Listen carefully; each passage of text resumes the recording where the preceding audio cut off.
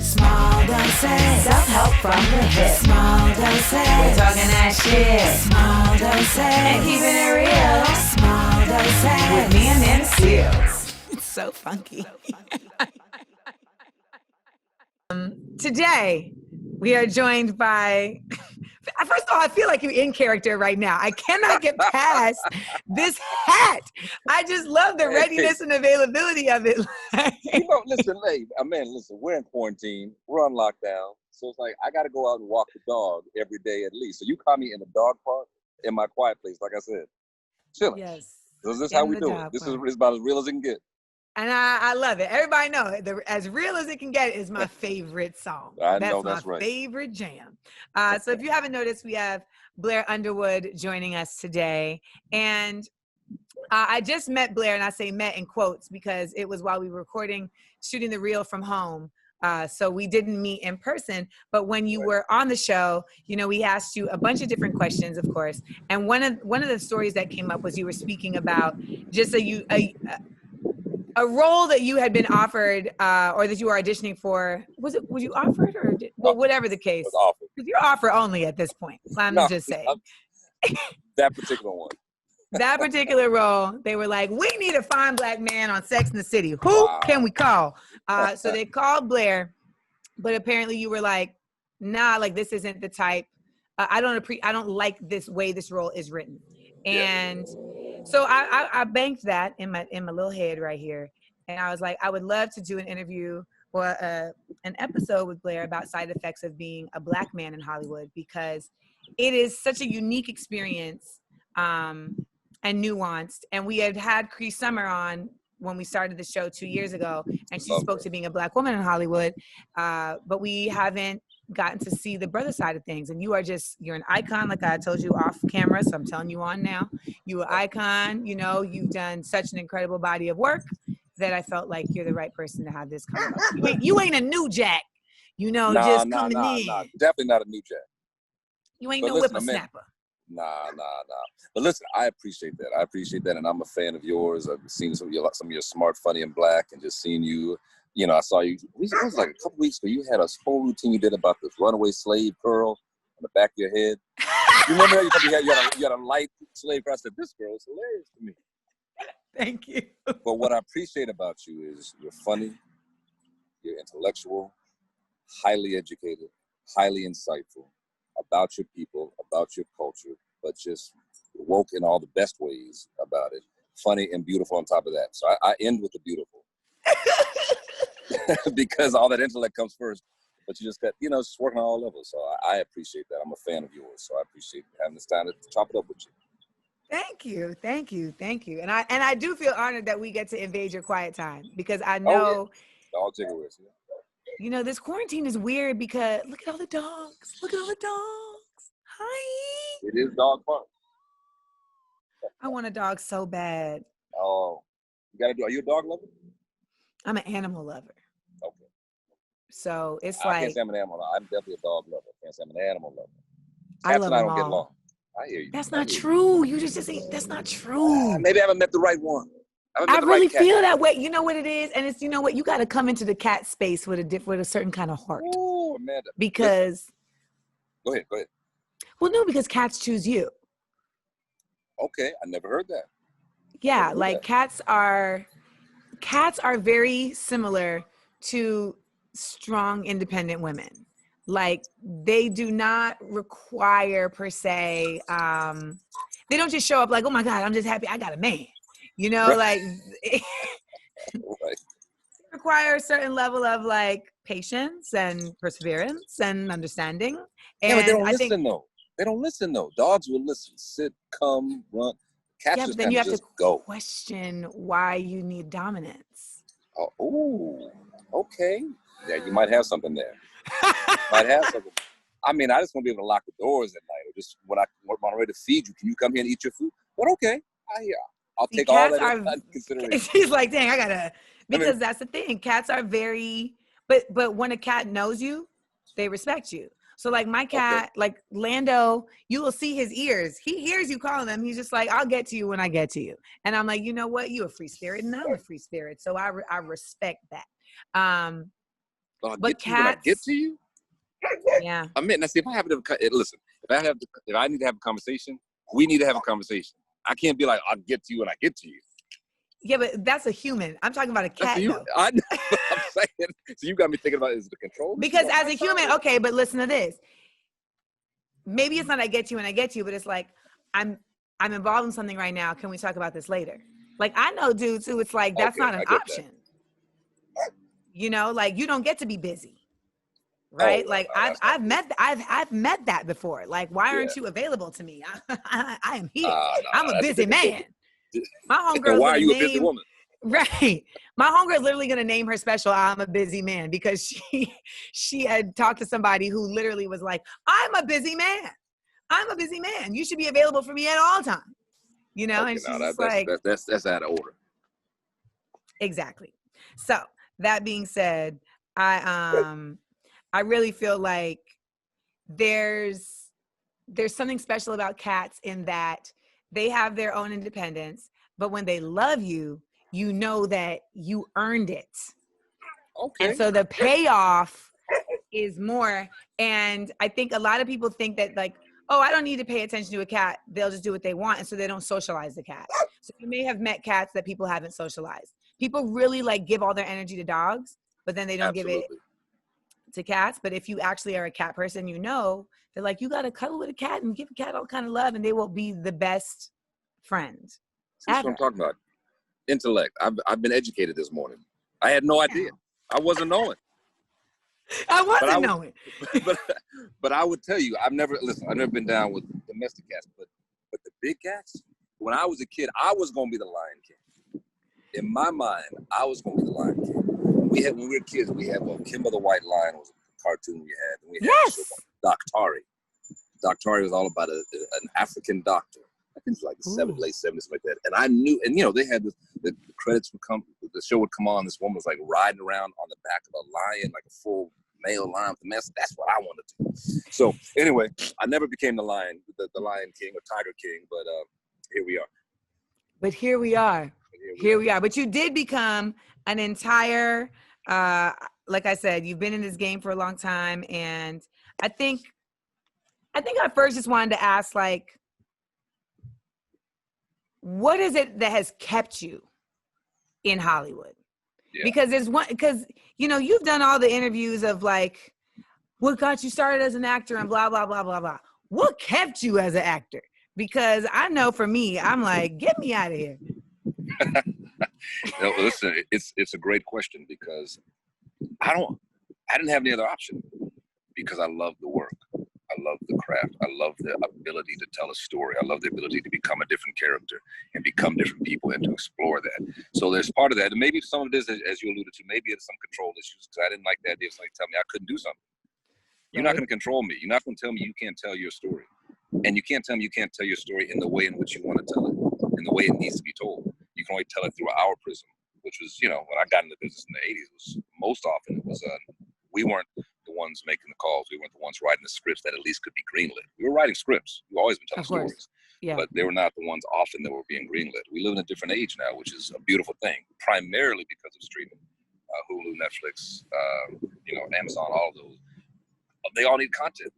They all need content, so that we have a chance to tell more stories, and there are platforms for it. So that's an exciting thing. So what kept me initially was, I got to tell these stories. I got to tell it in the way I see. I want to be able to tell it and to be able to hire other people and start producing things and just and give other people a platform to tell their story. Now it's there's more of a chance to do it, and I'm inspired by people like you and your generation and coming up. And I mean, you got your show, you got the reel, you got your podcast, you got your smart, funny, and black. And I mean, you're doing it. You're doing it. What did I see? I saw when you were on Charlemagne the God. You know, and you were telling you were doing the whole history on the Breakfast Club. Yeah.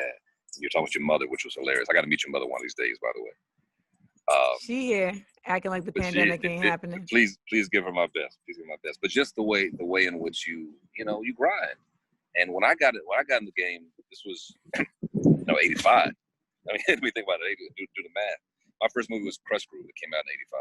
Of course. And at that point, it was all about, for an actor, it was all about get an agent, let them manage your career.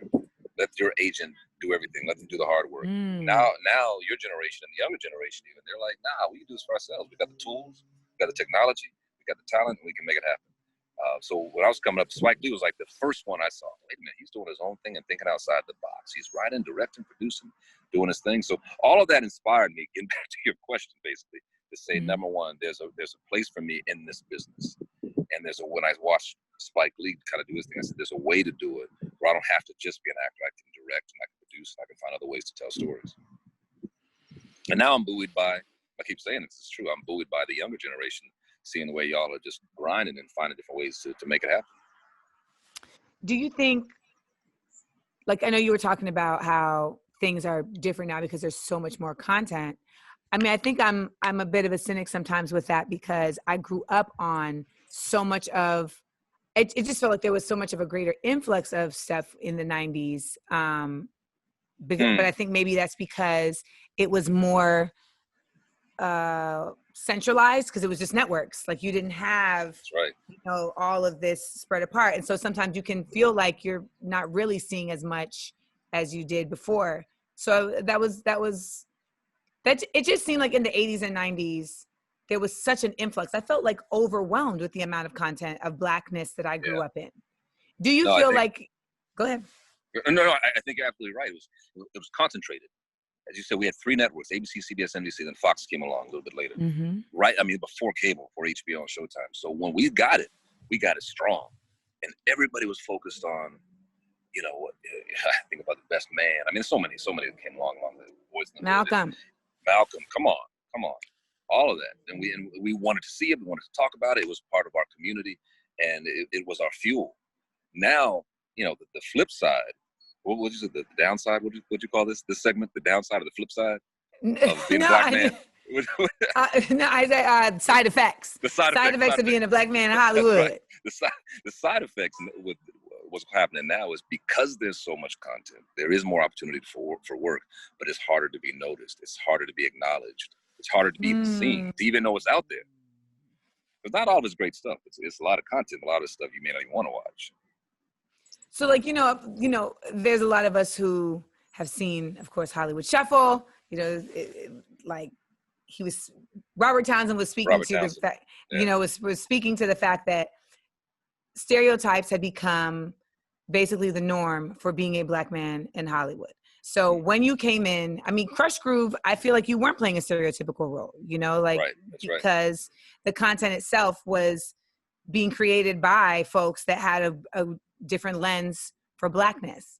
But outside of that, how has this path been with you bobbing and weaving between, getting caught in a stereotype, or have you ever felt like you didn't realize it and then you were in a role and you were like, God damn it, they got us again?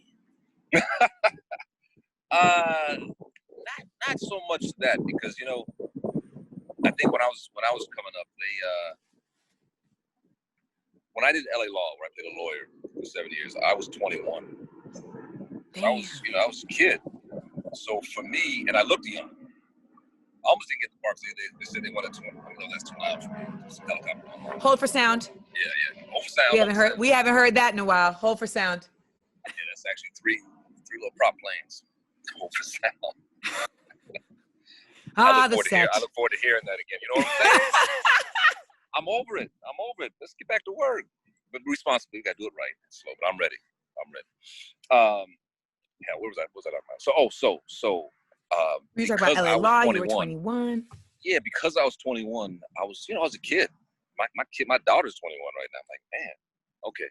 But what happened, Crush Groove came first, and I did One Life to Live for like 3 months. But then when LA Law happened at 21, it helped me bridge that gap between a young teenage actor, really, and an adult. Because when LA Law was over, I was 20, 26, 27, 28.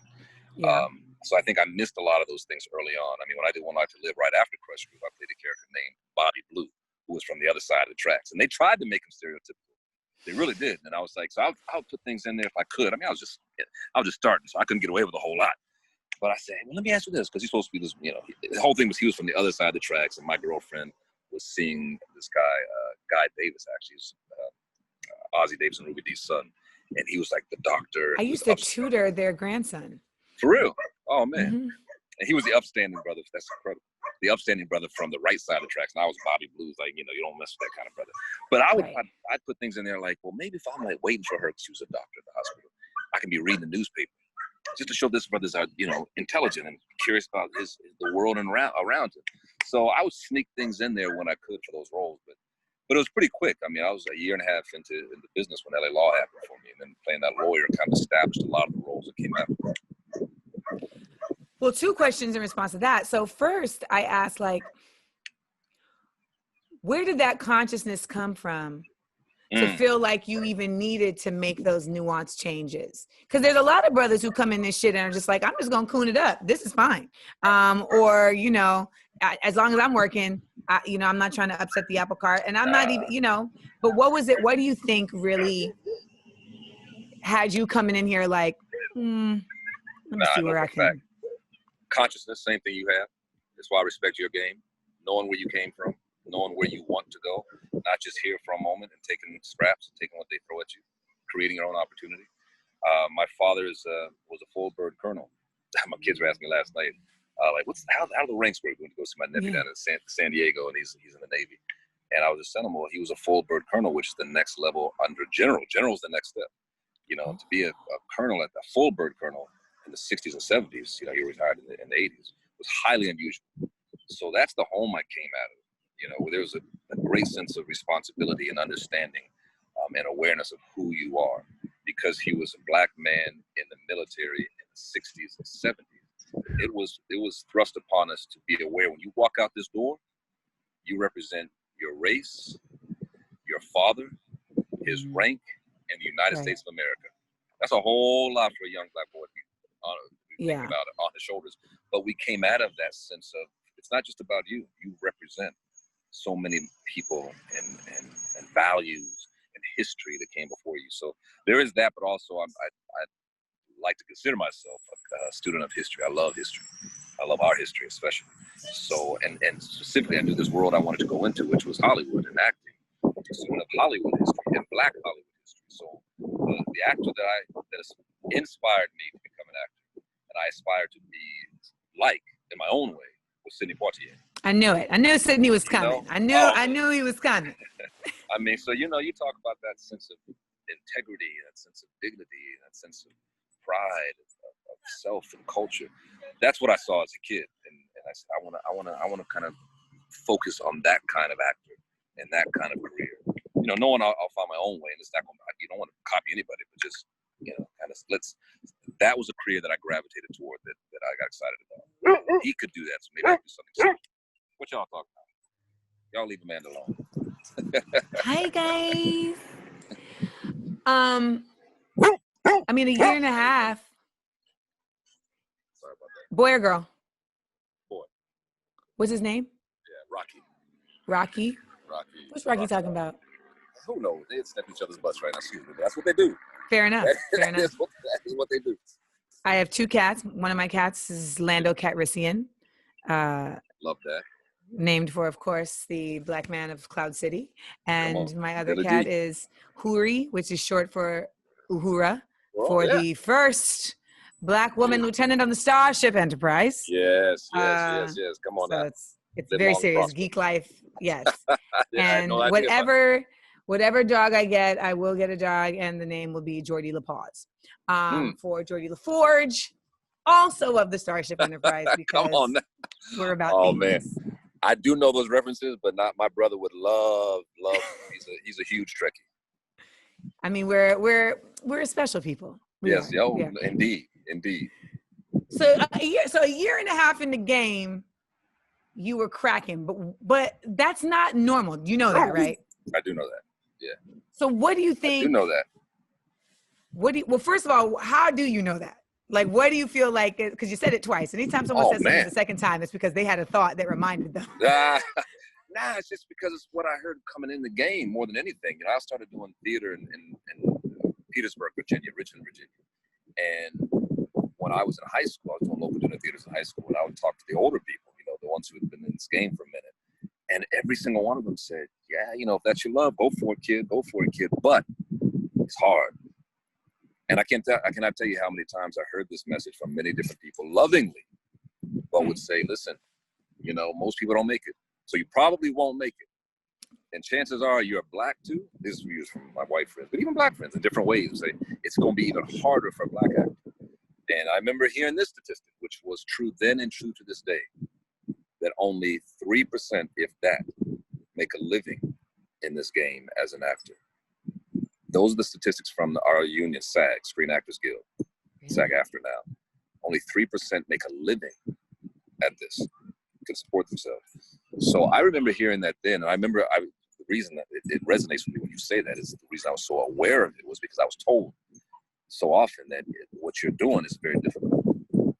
And they weren't, I didn't really have people discourage me. My parents definitely didn't, they encouraged me. So I didn't have that discouragement, but it came from a loving place to say, just be aware of what you're walking into. And that's the thing. And going back to your initial question, what kept me is because there's nobody else's call. I really believe it's a faith walk.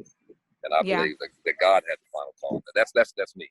So it doesn't matter what y'all say. It doesn't matter what a studio executive or a manager or an agent says or thinks at a given time. This is my path, and this is what I see. And I believe this is where God put me, and this is my purpose to go down this path. What comes from that is not just about the acting, not just professionally. We talk about acting, directing, and producing, but I think it's even bigger than that. How you can inspire people, how you can be an example to people, how you can encourage people in careers, and other employments, and all. You know, and the things we do when we tell our stories. I keep going back to smart, funny, and black. I see it behind you. But when you make people laugh, you make people laugh in your kind of comedy. And I know Kevin Hart, Chris Rock, I love this intelligent comedy. So you make people laugh, but you also make them think. All of that's a noble thing. Especially in times like now, when you can give people a release and have escapism to get the mind off whatever we're dealing with right now. That's a beautiful thing. So I always felt from the beginning that it was more than just me wanting to act and take a job. It's bigger than that. I just felt that. Do you feel like your peers saw that the same way? Some of them, yeah. Some of them, not all. Right. I just say that because I'm not even mad at that. You know, okay. Because we all come to this game for different reasons. I mean, one of the things that irritates me, because I love what we do as craftsmen and women, as actors and as artists, and I do think of it as that. I don't take myself that seriously, but I take what I do seriously. When people just say, I want to try that acting thing, or because, you know, people can, because they can easily access it nowadays, sometimes I have a certain amount of respect for the work and the craft. So, you know, I know we all come from it for different intentions and different reasons and different agendas. And sometimes it's just to pay the bills and make some money, because you can. You look good, or you're a good actor, and, you know, so be it if it works. I just had a different path and journey. When I look at my role in like this Hollywood thing, I know that my turning point came when I was in an audition and I was playing a role. I knew the role was racist, like the way that they had crafted it and everything, but I still needed to go to the audition. Right? Like that was the thing.